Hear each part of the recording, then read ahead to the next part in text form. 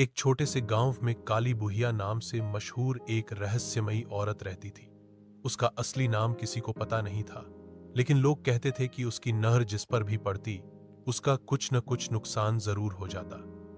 कोई बीमार पड़ जाता, किसी की फसल सूख जाती या जानवर मर जाते। गांव के बच्चे उससे डरते थे और उसे देखकर भाग जाते। बड़े लोग भी उसके सामने कुछ बोलने से कतराते थे। वह काले कपड़ों में लिपटी रहती, उसका चेहरा झुर्रियों से भरा और आंखें गहरी, जैसे किसी को आर पार देख सकती हो। एक दिन गांव में एक नया परिवार आया। रामू, उसकी पत्नी सुनीता और उनका छोटा बेटा चिंटू। रामू बड़ा ही मेहनती किसान था।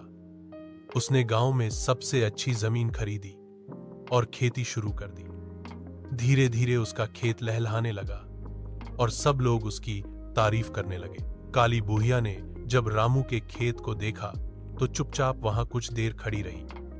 अगले ही दिन से अजीब घटनाएं शुरू हो गईं। खेत में टिड्डियां लग गईं, बैल बीमार हो गए और पानी की मोटर भी खराब हो गई। गांव वाले फुसफुसाने लगे, काली बुहिया की नजर लग गई। रामू और सुनीता डर गए, लेकिन रामू हार मानने वाला नहीं था।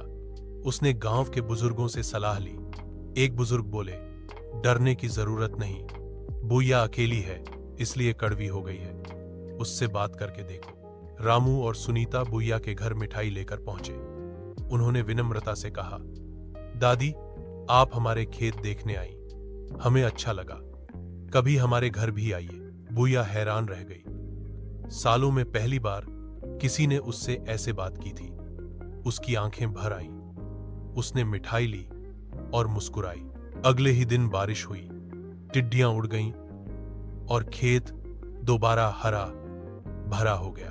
गांव वालों को समझ आ गया कि काली बुहिया की